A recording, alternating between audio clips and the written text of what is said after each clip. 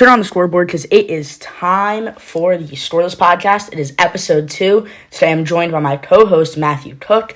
We're going to talk about Philly sports, New York sports, then we're going to get into a little MLB offseason lookout, and talk about our top 10 quarterbacks in the NFL. But first, as always, it is time for the hat of the day. Today's hat of the day is the Somerset Patriots alternate identity, the Jersey Diners hat. This is the second version of this hat. It displays steak, a breakfast steak, in the shape of New Jersey with 2 eggs on it. Steak and eggs are a very popular New Jersey diner dish. Breakfast steak and eggs you can get on a sandwich. The hat is going to have a bright blue brim. It has an overall retro look with a split cap, I guess, of the hat with white on the front half and a pink on the back half. It's meant to look retro-y, like these Jersey Diners are. It has a blue top button, but let's finish up the hat of the day, and let's go into our first section, which are Philly sports, and I'll let Matthew Cook take over.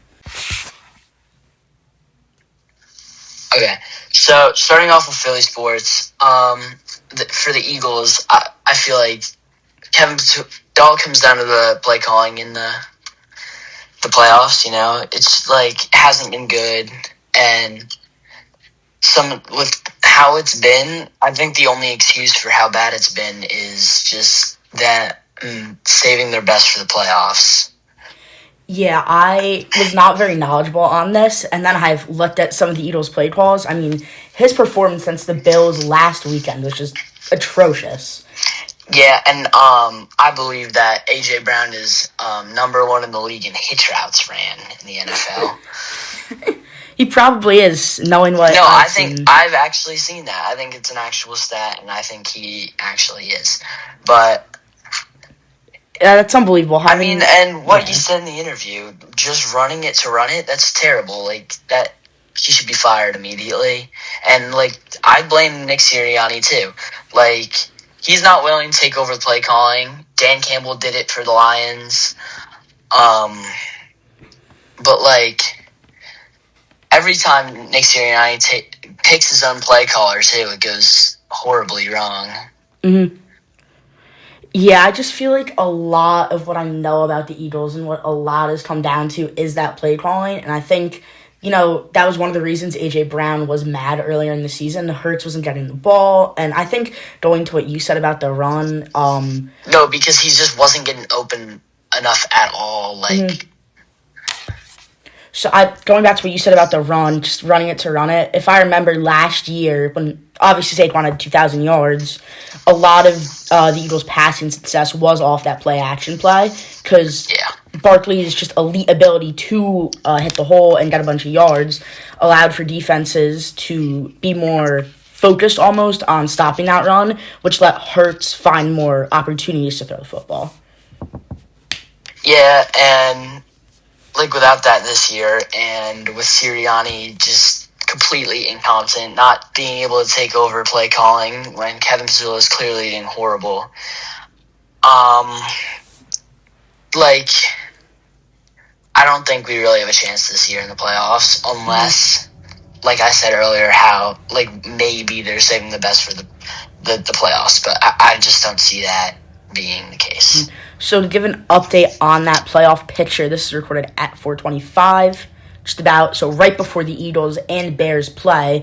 Yesterday night, the Seahawks locked down the number 1 seed, which means the Eagles will be the 2 or 3, although I think we already knew that was already guaranteed, which means they will either be playing the 7 seed Green Bay Packers, so it's god-awful with their backups in today, which obviously doesn't mean anything, or the 6-seeded Rams or 49ers.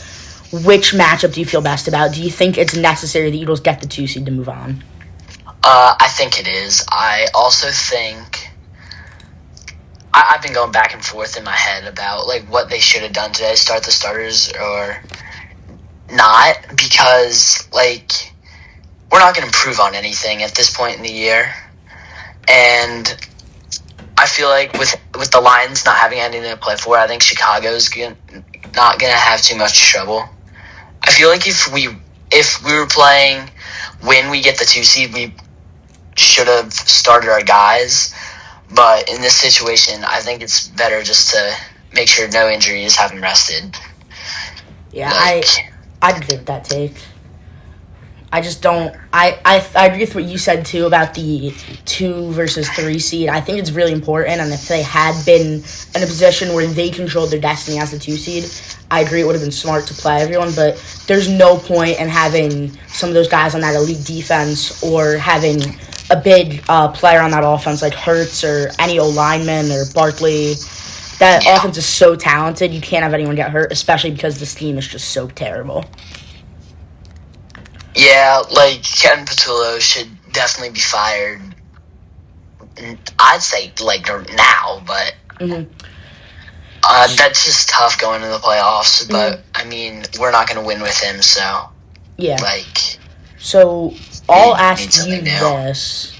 How good does the Eagles' defense need to be for them to be able to get past some of the big players in the NFC? Like, how elite does it need to be?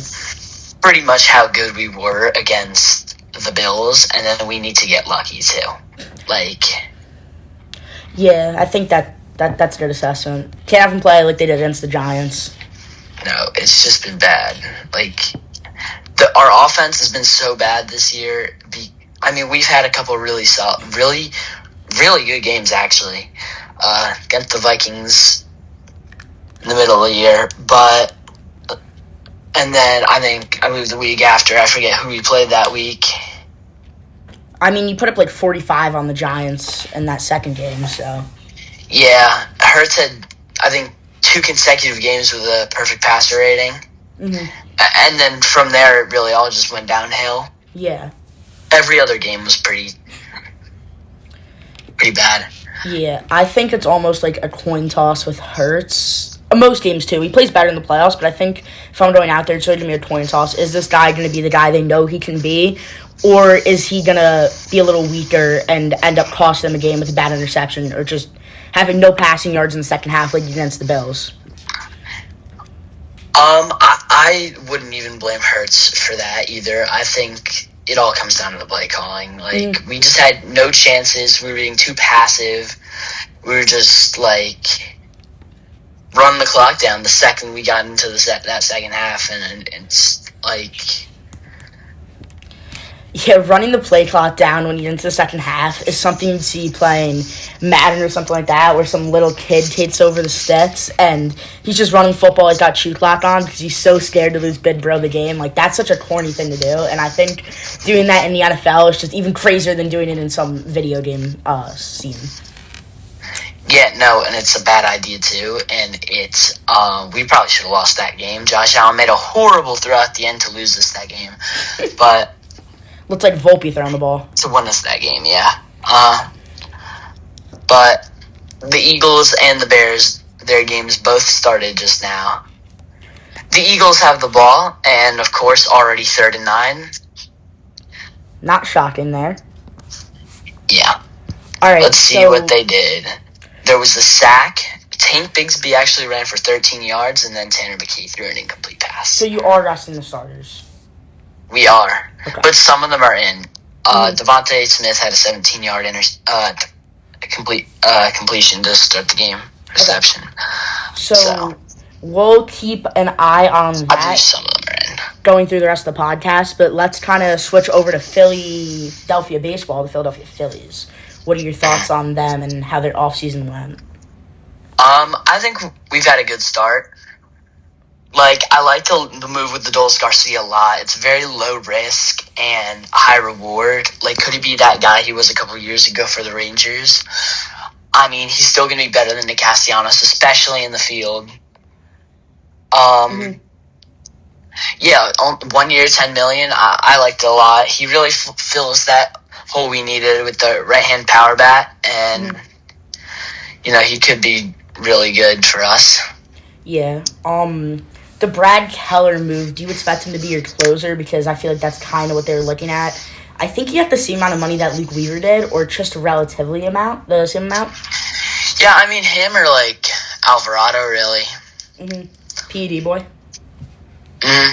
But, I'd like to get a guy like Bregman to play third base. I actually saw today that the Phillies were linked to Bo Bichette. What would your thoughts be on something like that? You know, if we could move him over to third base.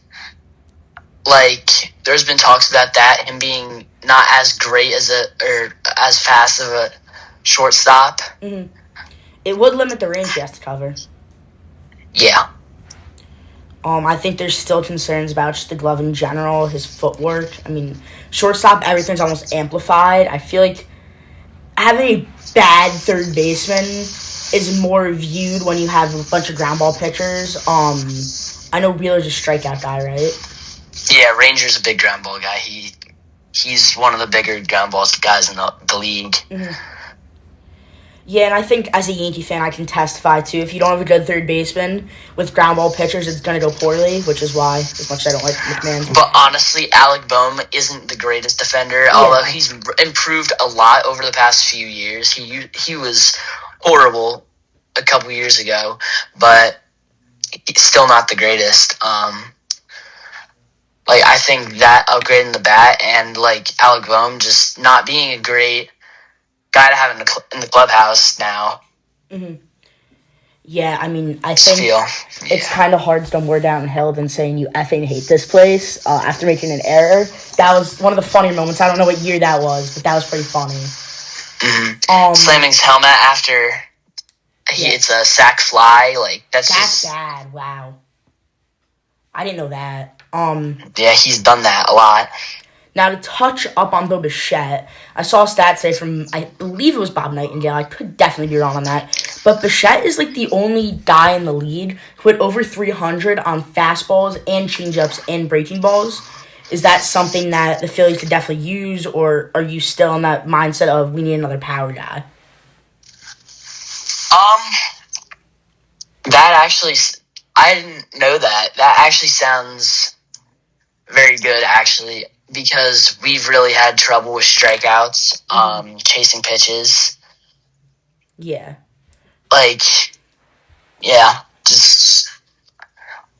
we do need that right-handed bat, so that'd be a interesting move that they could make.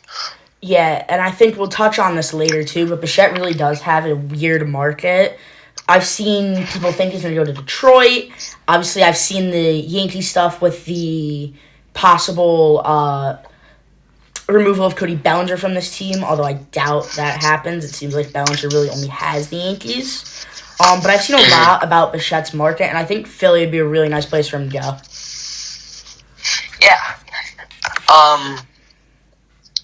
There's a couple other places he could go that's a good fit for him, which we'll talk about later, but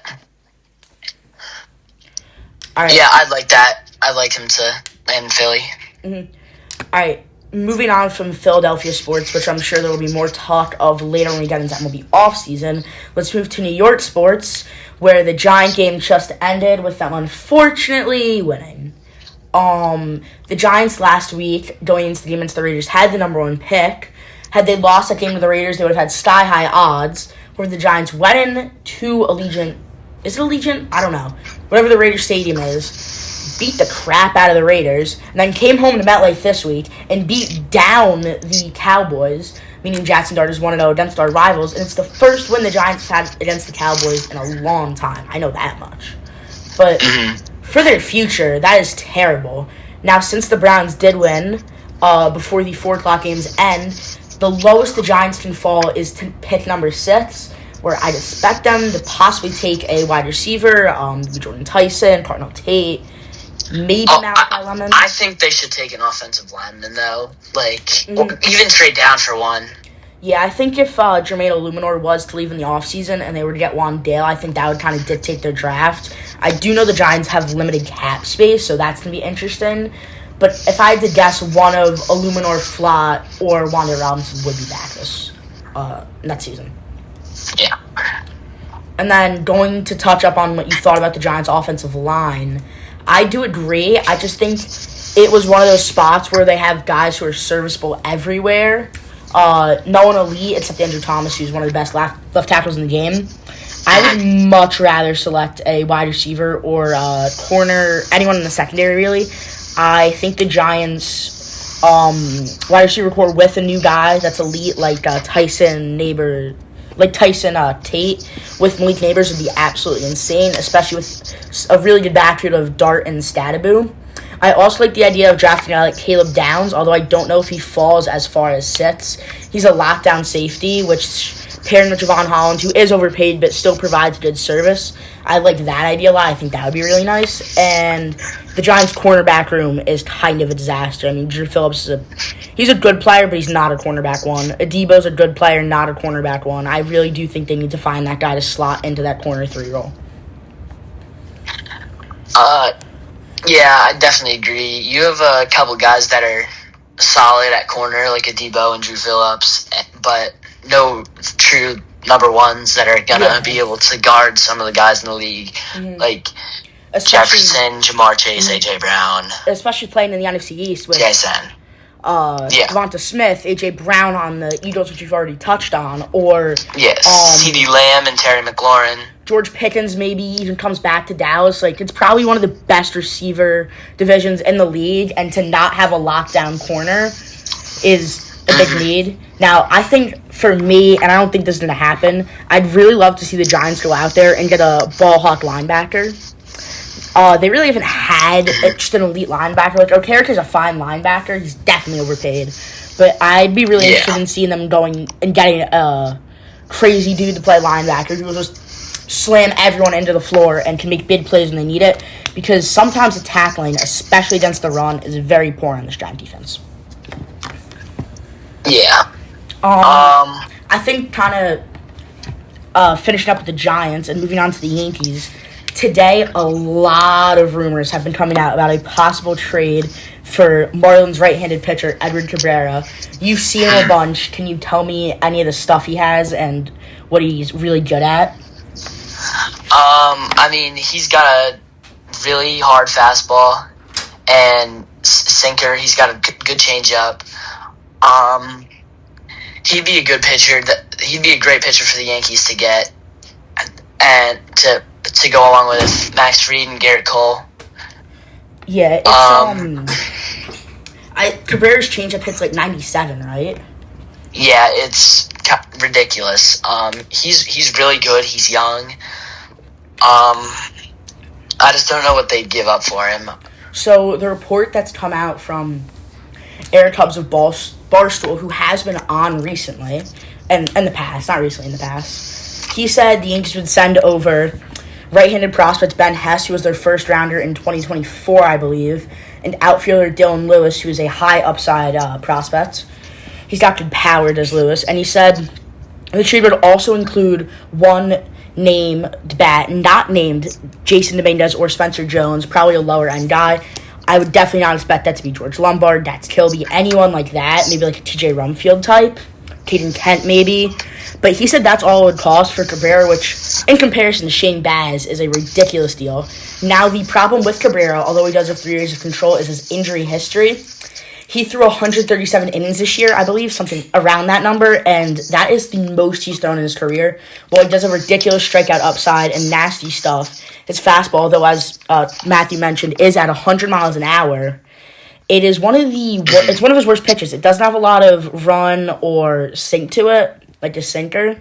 I think if the Yankees and Matt Blake could tweak that and also create more separation, even though his changeup is just thrown so hard, if they can get that down to like 94 instead of 97, I think that would be a benefit to differentiate his fastball and that changeup. When you're seeing the changeup dart down and away at relatively the same speed as the fastball, and you get that fastball, it's easier to read and hit. It's like you're seeing a changeup with less movement, so you're really going to be able to read that as a hitter better. I think that's something that definitely fits in his profile, and I'd be really interested to see if that gets done.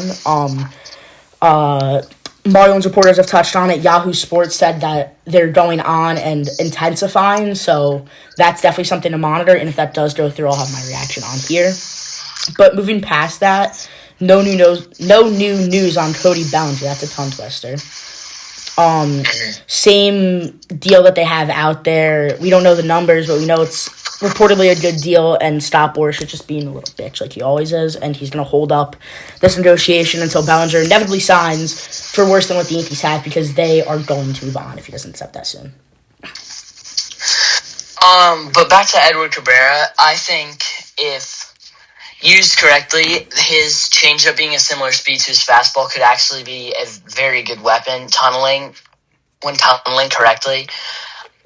With how much drop you get off that changeup, and also you could get like from fastball to changeup, ground balls, swing misses over top, and same other way with fastball pop-ups and just do some things with that. But like it could also be a problem if he doesn't have that, if he can't develop that control. Cabrera's changeup is undoubtedly one of the nastiest pitches in the league, and any MLB The Show player, although that's completely different than the real world, can remember how he terrorized the game in 2021 with his Future Stars card. There was some connection last trade deadline, but it seems as if the Yankees are getting more pedal to the metal here, seeing the other moves made, and I think this deal could go through very soon. To touch past that and past Bellinger, other needs for this team, left-handed reliever who preferably throws hard. The Yankees bullpen does not have a lot of steam in it. Bednar's got pretty good velo. Duvall has elite velo, but most of the other guys are in that 88, which is Tim Hill, like that low range, up to like 95-ish. So I'd be intrigued. That's outside of Cade Winquist, who can touch 100. I'd be intrigued to see them get a Garrett Cleavinger from Tampa Bay, and I think whatever lefty reliever or just a reliever trade they make in general is going to include third-string catcher J.C. Estrada, because the Yankees will not go into the season with 3 left-handed catchers again.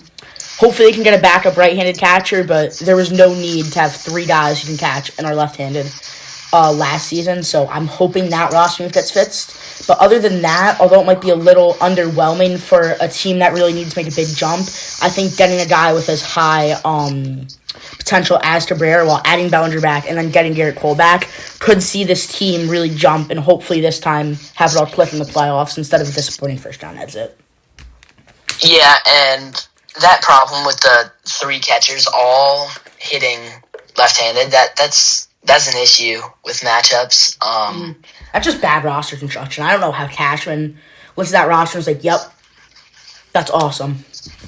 Yeah, especially because none of them hit well other than Ben Rice, who played first base. Sorry. Yeah. And, the Phillies also need bullpen help. I just, pretty much completely revamping the bullpen. It's kind of lost us a lot of... blew our playoff runs, really, the past couple seasons. Kirkray and Estevez and Kimbrel. Yeah. I think since both teams need bullpen, let's move into our next segment, the MLB offseason, and let's kind of look around and see what bullpen arms are still out there. Now, a lot of the top market guys, Edwin Diaz, Devin Williams, Luke Weaver, they've all fallen off. Brad Keller, obviously the Phillies. There is still talent out there. Michael Kopech is a name that I think both teams would greatly benefit from, and any team.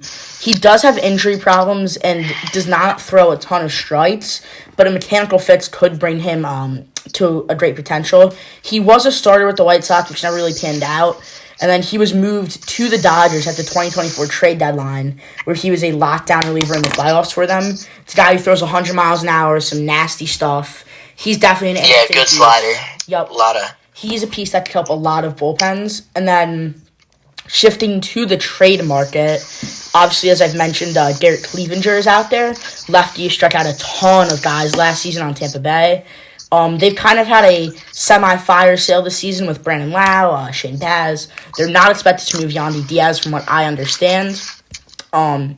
Cade Smith from the Guardians is a name I've seen thrown out there, although I wouldn't expect him to be moved.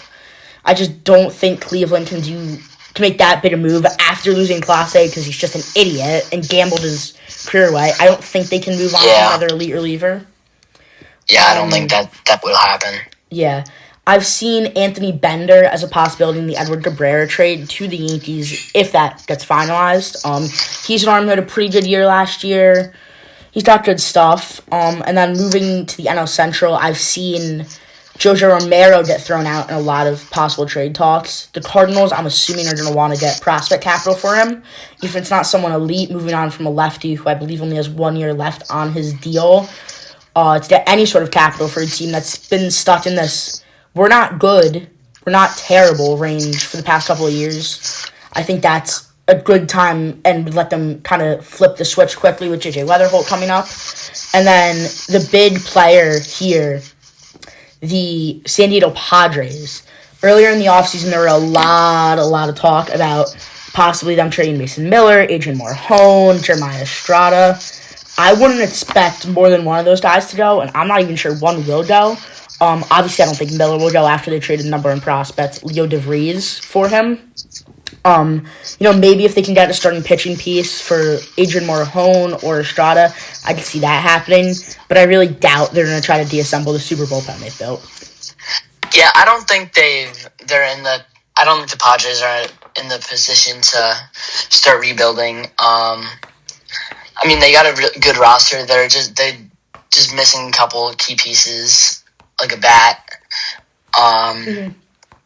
Yeah, it is kind of crazy. All these big contracts the Padres have shelled out and all the moves they've tried to make.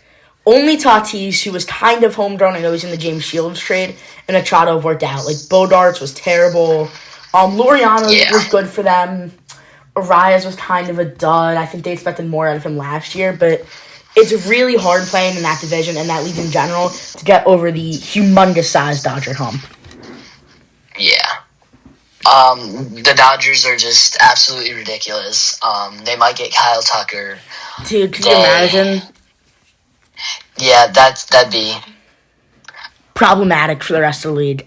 They would three-peat. They're probably going to as it is now, but yeah.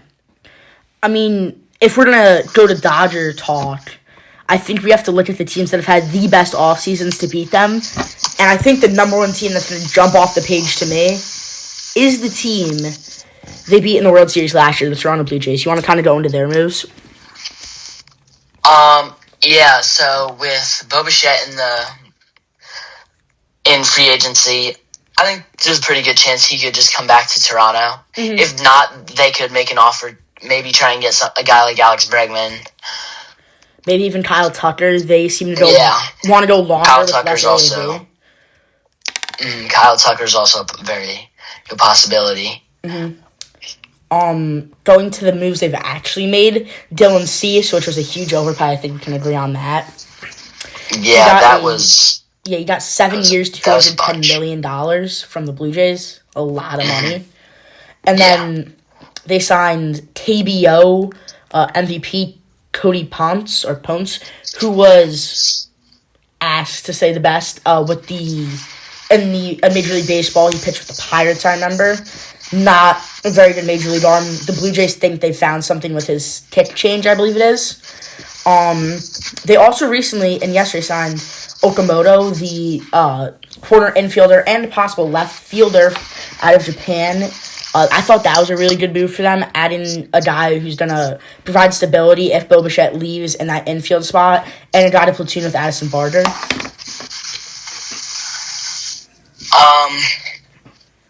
Also, Kyle Tucker is adding on to Kyle Tucker. I feel like the Blue Jays, the Dodgers are all good landing spots for him. There's been talk of the Mets. I don't see that happening anymore after they've kind of got rid of everybody. Also, I could possibly see maybe the Orioles, after giving away a bunch of prospects to get Shane Baz, getting Alonso, they might try and make a push this year. Mm-hmm. I also think that it's possible for them to get Cody Bellinger a little cheaper. Mm-hmm. I think it's going to be interesting to see a lot of what plays out as this drags on towards spring training, which is 6 weeks away from today.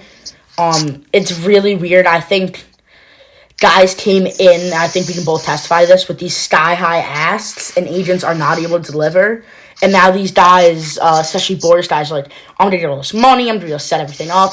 And now they're almost going to have to settle, which they don't want to do. So I think Bellinger, something with him could be more on the front side than maybe a guy like Tucker, because I think Tucker wants to see what Bellinger gets, because he is a better player.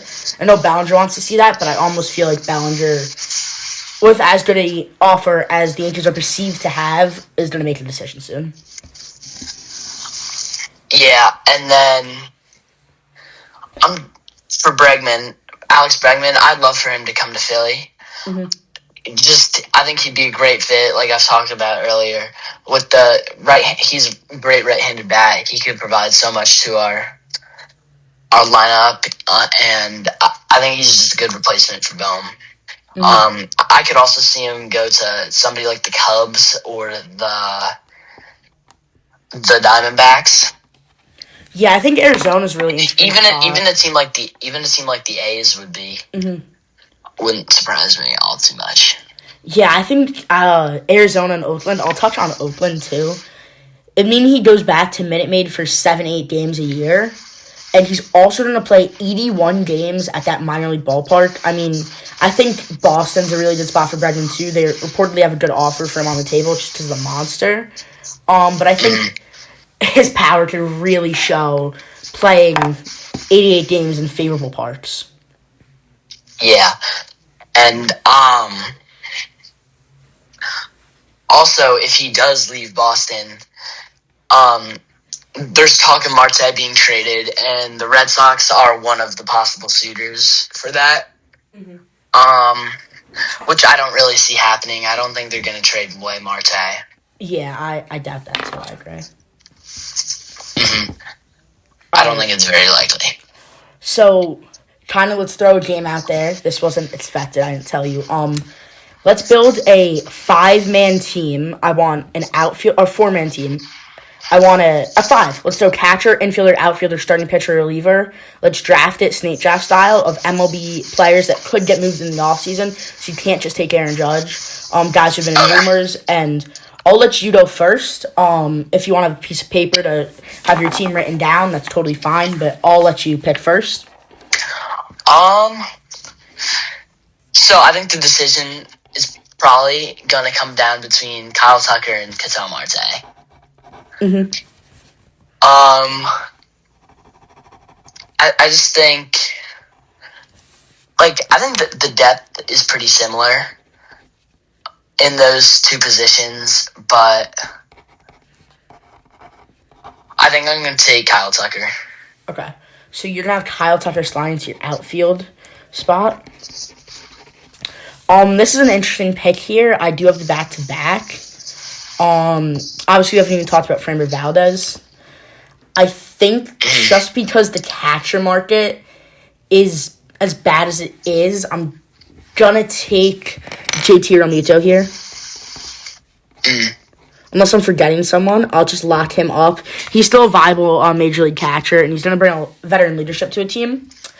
And then I will move to the infield, and I will take Ketel Marte. I don't think he's going to get moved, but his name has come up, and I cannot let you get Marte and Kyle Tucker. Yeah. So then I'm going to go with Alex Bregman. Mm-hmm. That's a good pick. Which means Bo Bichette's going undrafted. Oh, I kind of forgot about him, not going to lie. So you have catcher, starting pitcher, and relief pitcher. Yeah, I do. So there's been talk of Adley Rutschman. I just don't know if you'd let me take him. I think that was kind of a blown-up rumor, so I'm not... Yeah, I don't think that's very likely at this point. I don't really know what catchers are... It's Casey Escara. Who? Escara from the Yankees. I don't know if you want to... You can do a little research on that. Yeah. The catcher market kind of sucks. Yeah, it really does. I'm actually going to audible real quick. I'm going to outlaw my Ketel Marte pick because the Diamondbacks have said that they're not moving him. Okay. And I'll just switch that to Bo. Yeah. So...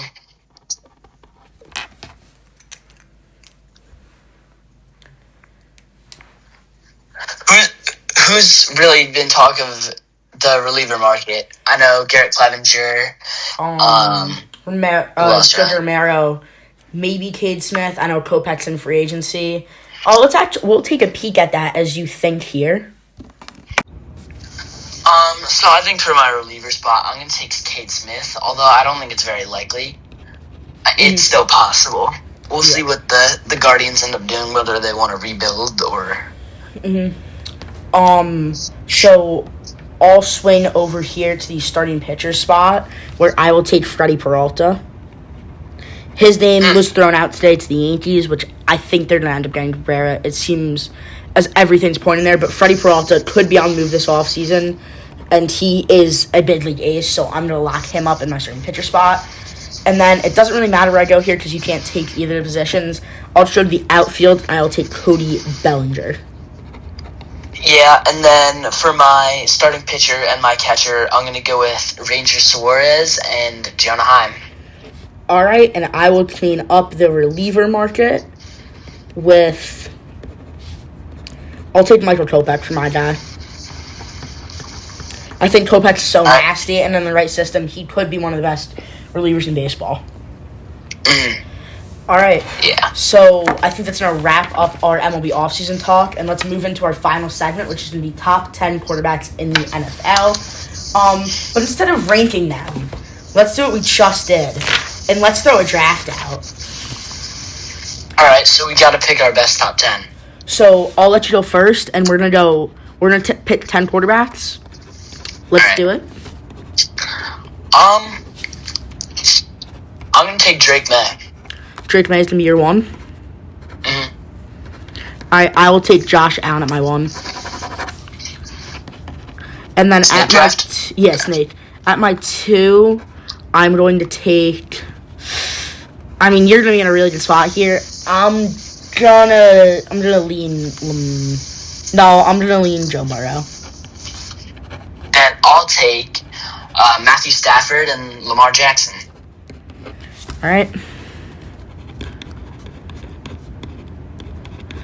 I will take Patrick Mahomes and Justin Herbert. Obviously, Mahomes is one of the best quarterbacks in the league and has been consistently that. And Justin Herbert, I'll go with the if-man thing.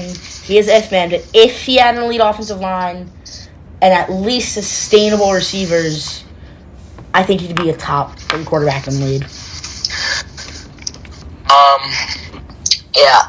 I think I'm going to take Brock Purdy.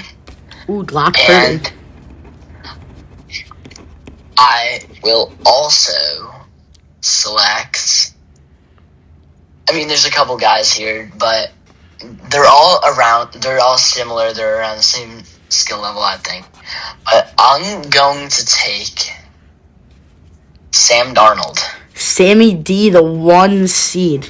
Number 20 quarterbacks are going to get drafted. I can tell you, J.J. McCarthy and Geno Smith will not be, so spoiler alert. At my 5, I'm just going to take Trevor Lawrence here. He has been so elite this year with Jacksonville, especially recently since they've been red hot. And they just put up 41 to clinch the AFC South. On my next pick, I'll run on the same wavelength. I'll go Caleb Williams. Caleb was really good last week against the Niners, and the Bears are likely going to be the 2 seed after being one of the worst teams in the league last year. I think that's a lot to Ben Johnson, but also Caleb Williams has just been really, really, really, really, really good. Yeah, so then with my next pick, I'm going to take Jordan Love. Toyothon Love would be number 1. Mm-hmm. And then I'll also take Jalen Hurts. I had a feeling you were going to Jalen Hurts. I mean, the only other guy I was really thinking of was maybe Bo Nix, maybe. Mm-hmm.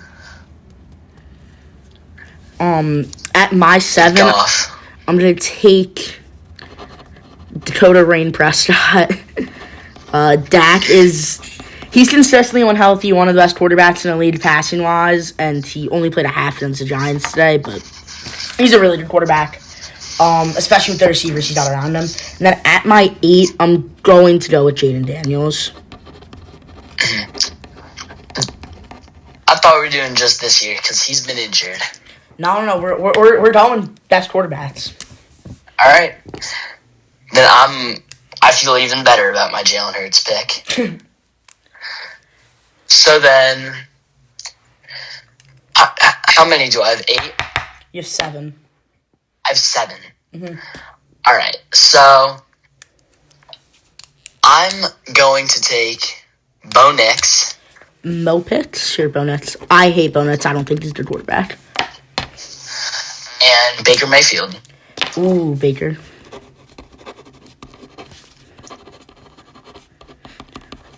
Alright, this is a really weird draft. At my 9, I'm going to take Jackson Dart. And then I'll round it out just because even though lines were bad, Goff really was not. I'll take Jared Goff. Yeah, really and good then passer. Always near the top of the league.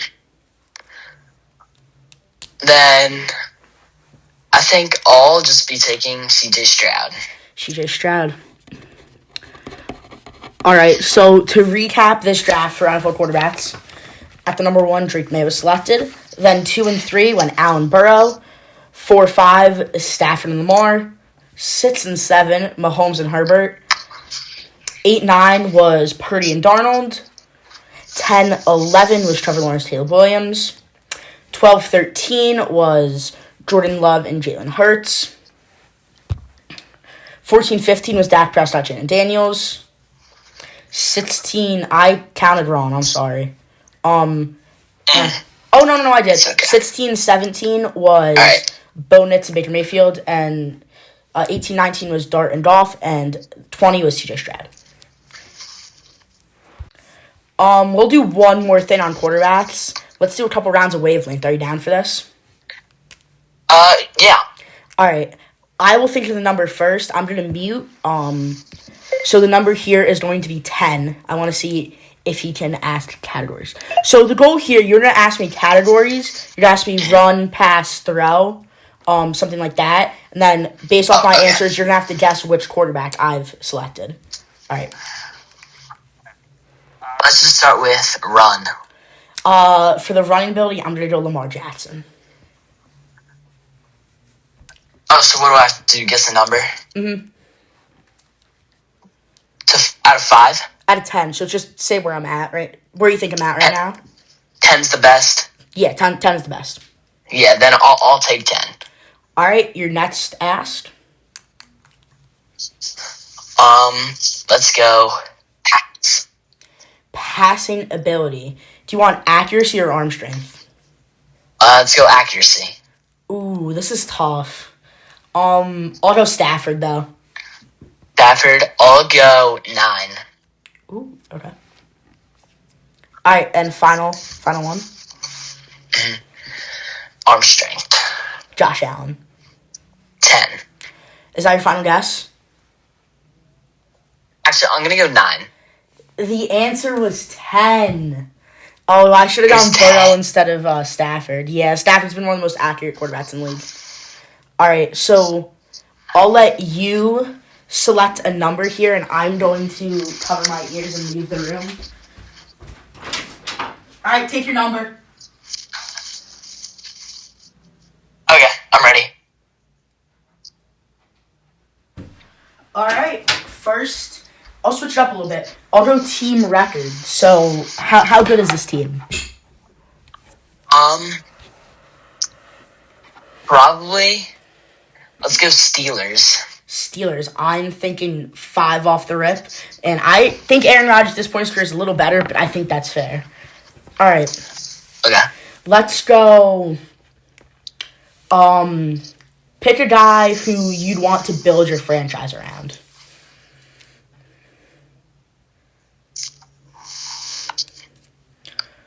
So if you had to take any quarterback with this number, who would you want to build your franchise around that you think is like that good?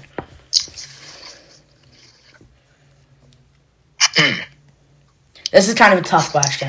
Yeah. Yeah.